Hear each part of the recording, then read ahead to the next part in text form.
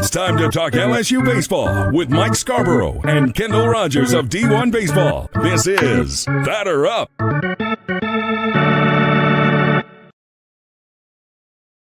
And there it is, another edition of Batter Up. Mike Scarborough here, TigerBait.com, and of course, Kendall Rogers of D1 Baseball. Big week for LSU baseball in the state of Texas. Took care of business last night against Dallas Baptist, and I can't wait to get Kendall's thoughts on that. And of course, the big weekend in Texas at the Frisco Classic, and Kendall's going to have a promo code for all you LSU fans. I put it out on our shows last night. Yep. And they're going to have it all streaming for you. Probably maybe a little bit of a downer on those games with Nebraska coming in Louisiana and losing 2 out of 3 to the Cajuns, and Sam Houston and Kansas State. I don't know what kind of competition they're getting.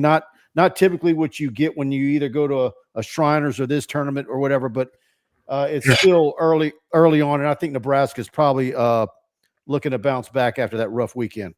Yeah, no doubt. I mean, I think the big thing with Nebraska is that they've pitched really well. This is a preseason top 25 team. They've pitched very well. Just offensively, they haven't been clicking on all cylinders. You kind of feel like at some point they will. I don't know if it'll be this weekend, but Nebraska is going to be a good team. And then Kansas State, Mike, is actually a really intriguing club. This is a team that was in a super regional last year in Charlottesville, lost to Virginia. They lost several guys from that team, including Kalen Culpepper. And they had a tough first week, but guess what? They came back last weekend, went 3-0 at the Shriners tournament, and beat teams like TCU and Arkansas. So feel really good about where Kansas State is right now. Then Dante Lewis, keep an eye on him out of the bullpen for the Wildcats. I'm sure LSU will see him. He was mid to upper 90s for them out of the bullpen, and the Quevedo kid that starts for him, Michael Quevedo. I don't know if he'll start against LSU, but he's a really talented arm. But, Pete Hughes has those guys playing well. Sam Houston is the one team I do feel like is kind of the outlier this weekend. I think when you look at Sam Houston and they've struggled so far this year, I thought Sam Houston, coming into the season on paper, it looked like a real rebuilding year. So that's a game I feel very good about LSU chances. The other two, we'll find out a little bit about them because Kansas State, like I said, does have the arm to slow LSU down a little bit. And then Nebraska certainly would be the team that I would consider the toughest competition this weekend. Real quick, just kind of on that topic, educate me a little bit on these types of tournaments. LSU seems to be involved with them every year. They get rotated around. They'll be in Houston one year. And how many are those in Texas now? And then what are the other options around the country for these type of tournaments? Is it mainly Texas? Isn't there a couple in Florida? So Peak events. So we started doing some of them a couple of years ago. Peak has a tournament in Jacksonville. They have one in Vegas, Texas, and Texas Tech are in the one in Vegas this year. You obviously have the Globe Life tournaments with the Rev guys up there. You have the Astros tournament, and then MLB fours in Phoenix and things like that. It will be interesting to see what Jay kind of does moving forward. I think anybody would understand that from Jay's perspective. They're playing at home against Omaha last week and it's cold. Well, you don't want to go play in a tournament the first 2 weeks of the season where it's also cold. So it'll be very interesting to see if LSU, one of these tournaments ends up going to an indoor tournament at some point. I know there's been discussions about a tournament in Arizona at Chase Field. Maybe that's an option. So it is an interesting dilemma because, these teams, they get really good guarantees to go to these tournaments no matter what tournament you go to. And it's definitely a tricky situation to navigate, especially in today's era where even a program like LSU, paying the bills and paying off the budget is actually a pretty big deal. Yeah, and I know they didn't fly to Texas. They got on a bus, so they save money there. But I'm just wondering. I'm sure he gets invites from other tournaments outside the state of Texas, and I guarantee you, my immediate assumption is that he wants to stay with one of the Texas tournaments each year, just from a recruiting standpoint. There's no doubt about it. And here's a little, inside scoop for you too. I was talking to Nathan Woldridge at Peak Events the other day because we're partnered with them on this deal. The Friday game sold out. Like LSU's Friday game in Frisco is sold out. The only time they've sold out a game was when A&M played, I think it was UCLA there a few years ago. So for LSU to go across state lines and sell out a place and, a stadium in Dallas, that, I mean, is honestly not a very easy drive from Baton Rouge, is ultra impressive. And so I think if you're Jay and, you guys are, telling recruits, hey, come out and check out the Tigers, and they go to Frisco or they go to Houston and there's 20,000 LSU fans, they get the impact that has on these recruits, especially when you got programs like A&M in Texas who in Houston don't even get as many fans as LSU does. So, well, and that's just it. The largest alumni base outside of Louisiana is Houston and Dallas, and then of course Atlanta's in there as well. So that's part of the calculus. Where you're going to have the fans. I mean, we all remember, was it last year or the year before, or a couple of years back, where Houston wasn't prepared for the amount of beer that LSU drank. I think they were out of beer by like the second inning. Yeah. If I was ever hosting a party for LSU fans, the one thing I would definitely have a lot of stock in is liquor and beer. Absolutely. And good for them. If you plan it's ahead, it's like having blood available at the hospital. It's like, if you know what to do, you're going to make a lot of money off LSU fans. If you just do the right thing and do your homework and know what you're and be prepared alcohol wise, you can. It can be like somebody who's in the Mardi Gras business. I still think but that's when you make all your money. Yeah, I still think of there's a few years ago now, LSU was hosting a regional at the box, and I'm walking into one of the losers bracket games. These guys are already set up tailgating, and I walk by this old guy, and I turn around and go, "Wait a second, did he just put bourbon in his coffee?" And I turn around, and the dude's got a pot of coffee, or like a cup of a big Yeti of coffee, and he's like pouring Jack Daniels in his coffee. And I was like, "This is the only place in America where somebody's putting Jack Daniels in their freaking coffee on a Sunday." I think I know that guy. I think I know that guy. I think I know that guy. He might be one of my subscribers. All right. Yeah. Let's. So, Dallas Baptist last night. Your thoughts on that one? Did you get a chance to watch it? And by the way, I'm looking at heading into that game and just kind of looking at the up and down the lineup of LSU's the who's hitting what in what slot. I think Jay it was right going in the season where he feels like he's got a bunch of guys who can hit and give you key hits, but not necessarily the power. Yeah, no doubt. One of my big takeaway, kind of twofold from last night. I did watch a lot of that game. My takeaway was twofold from last night. Is LSU dominated that game. I mean, I know the score looked a little bit more respectable than it was. It was total domination. I think number two, the two guys that really stood out to me that I really wanted to focus on, because I honestly haven't watched a full LSU game this year, were Derek Curiel and Danny Dickinson. I'll start with Danny because he's one of those guys that obviously was ultra accomplished at Utah Valley last year. But you always wonder, you're coming from St. George, Utah, where it's higher elevation, the ball carries a little bit, and you kind of wonder, hey, will that translate to a thicker, I say warmer, typically warmer air in South Louisiana, or does he struggle to make that transition? This is not a guy that looks like he's struggling to make the transition. I mean, he's got a couple home runs. He's a team leader in RBIs right now. So him making that quick of a transition is a very good sign for this team. And then Derek Curiel, I mean, what a just a mature looking college baseball player. When you look at his mannerisms in the box from the left side, it's just a guy he is mature beyond his years. And for him to be, leading this team in hitting going into weekend 3 is incredibly impressive, especially for a guy that, if you're 18 years old, and whether it's you, me, or every other LSU fan saying, hey, this is going to be an instant impact superstar, think of the weight of that on an 18-year-old. So for him to be off to this good of a start, given the expectation level, is pretty cool. Yeah. Curiel at this was heading into last night, 440, Jones at 348, Larson at 357, Daniel Dickinson 333, Milam at 292. I think a lot of people waiting for him to kind of step up a little bit, and he will. Luis Hernandez 333, Jake Brown 33%. Braswell at 176. Of course, he was, believe it or not, LSU's best hitter in SEC play last year. A lot of people don't realize that. And then Stanfield at 368.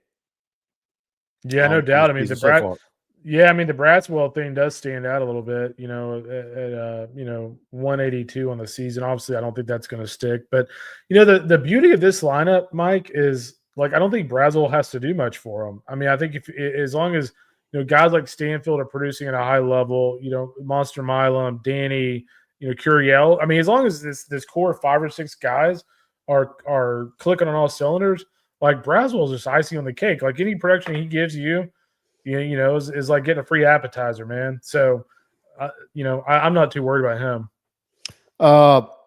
I mean, look, it's early, and I do this to you every week, it seems like. But is anything in the SEC surprising you right now? Is there anybody that, and adding on to that, I was laughing. I always like to kind of glance over to your feed on Mondays after you put out the top 25. The Vols were really giving you the business this week, weren't they? Yeah, dude. You could have them ranked number 1, and they think they need to be ranked higher.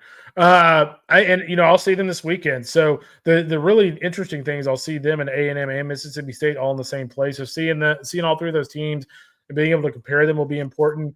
My biggest surprise, honestly, will be a negative, and that's Texas A&M. It's kind of funny. I know a few LSU fans like to give me a hard time because I went to school there. But, I mean, let's call a spade, dude. Like, they've looked bad. I watched them on Tuesday night. I didn't think they looked, the half a game I watched opening weekend, I actually thought they looked fine. That was a game they won 16-2 against Elon. But, I was able to watch their game on Tuesday. My wife's a Texas State grad, so she had a little bet with my younger son, who's a big A&M fan, a big $5 bet on who's going to win that game. So we had to watch it. And I was extremely unimpressed. It was a lot of lazy at-bats. It was a lot of lazy approaches. Their bullpen wasn't very good.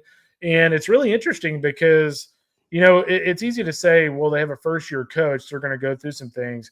But it's not even that for me. It's the fact that, you have your coach leave you for your rival, and the first thing you do the next season is come out really disinterested. That's just really surprising to me. And one of the reasons why we thought they'd be number 1 is because I thought they would kind of come out breathing fire a little bit. And you look at their lineup and you look at their rotation, you're thinking, okay, if this team's coming out breathing fire, man, that's big trouble for everybody else. But they have been the total opposite of that so far. And they lose Gavin Grahovic for the year. So they will get Caden Sorrell, who almost ended up at LSU last summer. They'll get him back in a couple weeks. That will help. But I think they've got bigger issues than just whether or not somebody's producing. They need confidence. They need to look a little bit more interested. And we'll find out this weekend. If they look similar to what they did on Tuesday this weekend, they're dropping big time in our rankings. There's no doubt about that. Look at that. Kendall Rogers dropping the hammer or making threats. Yeah. The Vols, I will say this, man, to give the Vols credit, they've looked really good. And kind of the opposite of A&M, the Vols, if you look historically, the SEC teams that have won the national championship, the next year, they haven't been great. It's not necessarily like every team's been bad. Like LSU wasn't bad the next year. They just haven't been great. Well, the Vols, I mean, honestly, so far this year, they look like they haven't skipped a beat. And Liam Doyle, who was at Ole Miss last year, has been the best pitcher in the country. I mean, he's got 22 strikeouts and 1 walk. And so very excited to see the Vols this weekend too. Well, I want to also go back to something you said. Yeah, you did graduate from Texas A&M, but and we like to get after you a little bit, but you are far from a homer. You've always shot it straight, and that's why. Well, I haven't told many people this, but LSU was my second option. There you go. So there you go. Well, it made sense for you to stay close to home. Yeah, for sure. Or I would have been in trouble had I gone to Baton Rouge for college, though. Yeah. I would have been mom or dad or both. Well, no, I'm saying me, just in trouble in general. Yeah. Oh yeah. The fun factor, is that what you're getting at? The fun factor. Yeah, I'm not even talking about mom or dad. I'm just talking about me. I know myself. Yeah. All right. You might have been back in Texas before you know it, after a bad couple of semesters. Is that what you're saying? Exactly. All right. Kenny Haines sponsors this show each and every week. Let's hear from him. Kenny Haines is a proud 1989 graduate of LSU Law School with a passion for justice. Kenny stands out as the only lawyer in the state, board certified in both appellate practice and family law. Drawing from 34 years of trial experience, Kenny has navigated the most complex aspects of real people's lives. If you need help in Northwest Louisiana with a family issue, legal issue, or a highly skilled trial attorney, call Kenny 318-222-2100. And there you go. Of course, Kenny is the unofficial official lawyer of TigerBait.com, and he reserves the right to think most clear for a paying client. and big LSU baseball guy. And he's going to be one of many, Kendall, that are going to be subscribing to y'all's pay-per-view. Tell them how to do it and the promo code and what they get when they use that promo code. Yeah, so thanks. Yeah, so we actually talked as a staff earlier this week, and given the number of LSU fans, we feel like, we'll sign up, and people that frankly don't, and I don't blame them to some extent, don't want to pay that price point. You can use LSU 25. So we have a $20 sign up fee. LSU 25 will get you $10 off of that sign up fee. So when you go sign out, use LSU 25. That'll give you $10 off. And we've done a lot of testing and a lot of just fine tuning on the streaming experience. It went great last weekend, other than about a 30-minute span. We know what the issue was there. So not expecting any hiccups this weekend. So I know a lot of you that tuned in a couple years ago. The stream going down for 45 minutes while Paul Skeens was pitching was not exactly the best day of my life. But that was the day you were a bad name in Louisiana. Dude, I was a bad name. I don't hiding under the bed. I don't think anybody was more mad than I was that day. Trust me. Oh, I know it. Having been my site hosted on another network, on a network back in the day where we would consistently go down on signing day, I know that feeling all too well. Yeah, it's just, it's and the thing that's frustrating too is that was one of those things that was totally out of my control. So it's like, you want to give answers to people, but it's like, dude, I had nothing to do with this. So at any rate, I'm expecting a really good experience this weekend. One of the things I was telling people on a LSU forum the other day that one of the things we did this year is made the production company upgrade all of the different cameras and angles and things like that we're using. And Ben McDonald, we actually are bringing in Ben to do color for us this weekend for just the LSU games. And KP, Kyle Peterson, will be part of that broadcast too. So we want to give LSU fans an experience like they are watching a College World Series game this weekend.